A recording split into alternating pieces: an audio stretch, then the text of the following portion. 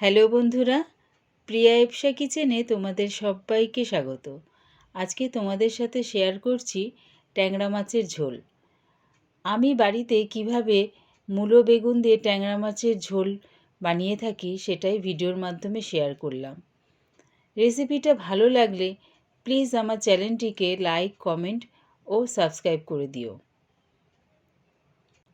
ট্যাংরা মাছগুলো ভালো করে ধুয়ে নিয়েছি। আর কি কি সবজি নিয়েছি দেখে নাও।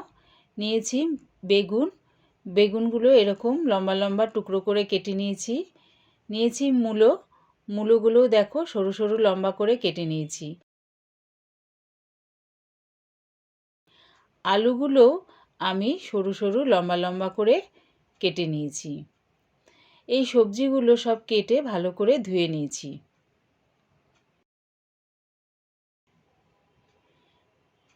এবারে মাছের মধ্যে আন্দাজ করে নুন দিয়ে দিলাম। দিচ্ছি হলুদ গুঁড়ো,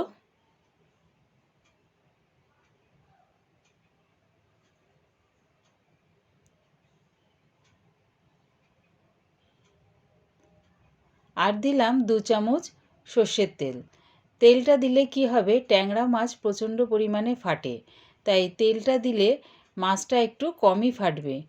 এই সব কিছু দিয়ে মাছটার সাথে ভালো করে মাখিয়ে নিচ্ছি।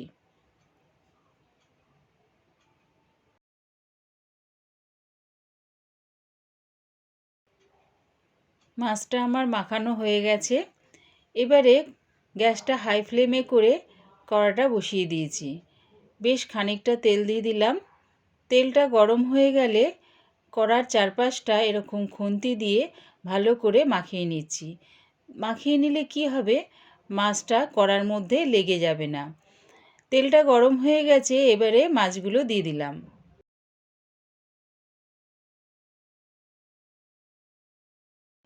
এক পাশটা ভাজা হয়ে গেছে, আরেক পাশটা ভাজার জন্যে উল্টে দিচ্ছি। মাছগুলো দুদিকটা ভালো করে ভেজে নিয়েছি, এবারে নামিয়ে নিলাম।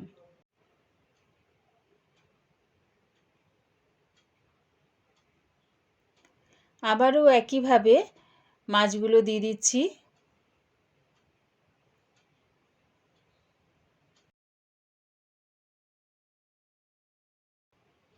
একদিকটা ভাজা হয়ে গেছে, আরেক দিকটা ভাজার জন্য উল্টিয়ে দিলাম। মাছগুলো ভাজা হয়ে গেছে সব, এবারে নামিয়ে নিলাম। মাছ ভাজার তেলেই আমি বেগুনগুলো, নুন আর হলুদ কিছুই আমি মাখাইনি, এমনি বেগুনগুলো দিয়ে ভেজে নিচ্ছি। একটু লাল লাল করে বেগুনগুলো ভেজে আমি নামিয়ে নিচ্ছি।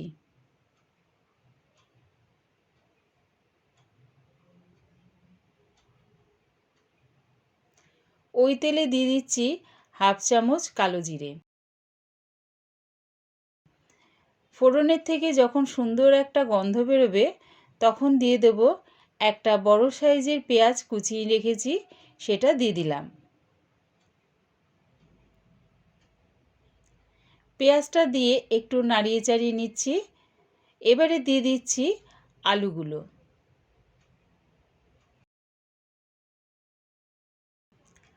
আলুগুলো দিয়ে নাড়িয়ে চাড়িয়ে একটু লাল লাল করে ভেজে নেব। দেখো আলুগুলো হালকা লাল করে ভাজা হয়ে গেছে।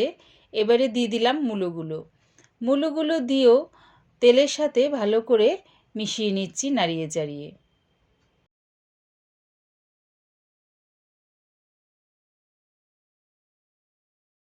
সব কিছু ভালো করে হালকা করে ভেজে নিয়েছি। এবারে দিয়ে দিলাম আন্দাজ করে হলুদ গুঁড়ো, 1/2 চামচ জিরের গুঁড়ো, 1 চামচ লঙ্কার গুঁড়ো। ঝালটা সম্পূর্ণ তোমাদের স্বাদ অনুযায়ী ব্যবহার করো। আর দিলাম 1 চামচ আদার পেস্ট। এই সবগুলো দিয়ে একটু কষিয়ে নেব।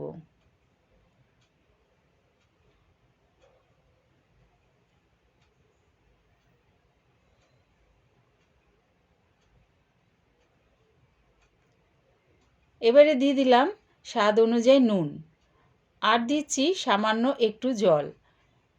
জলটা দিয়ে আবারও ভালো করে মশলাটা কষিয়ে নিচ্ছি।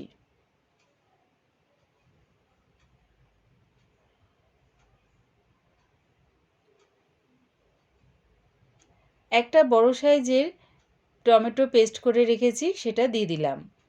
টমেটোর পেস্টটা দিয়ে আবারও ভালো করে কষিয়ে নেব।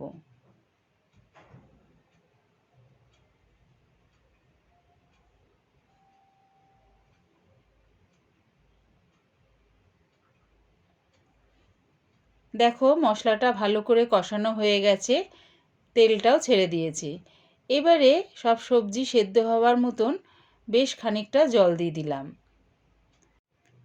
জলটা দিয়ে সব কিছু ভালো করে জলের সাথে মিশিয়ে চাপা দিয়ে এটা হতে দিলাম।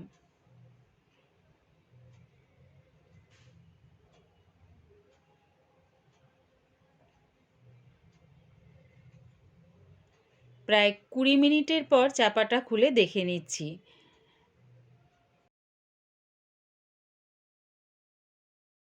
দেখো আলুগুলো খুব সুন্দরভাবে সেদ্ধ হয়ে গেছে আর মূলোগুলো ভালোভাবে সেদ্ধ হয়ে গেছে। এবারে বেগুন ভাজাগুলো দিয়ে দিলাম। আগে থেকে যে বেগুনগুলো ভেজে রেখেছিলাম সেটা দিয়ে দিলাম। দিচ্ছি ধনেপাতা কুচি আর দিয়ে দিলাম ভাজা ট্যাংরা মাছগুলো। সব কিছু দিয়ে ঝোলের সাথে ভালো করে মিশিয়ে নিচ্ছি। বেগুনটা ঝোলের মধ্যে দিয়ে খুব একটা বেশি ফোটাতে হবে না। বেগুনগুলো যেহেতু আমি লাল লাল করে ভেজে নিয়েছিলাম, সেহেতু ঝোলের মধ্যে দিয়ে আর 1 মিনিটের মতন ফুটিয়ে নামিয়ে নেব।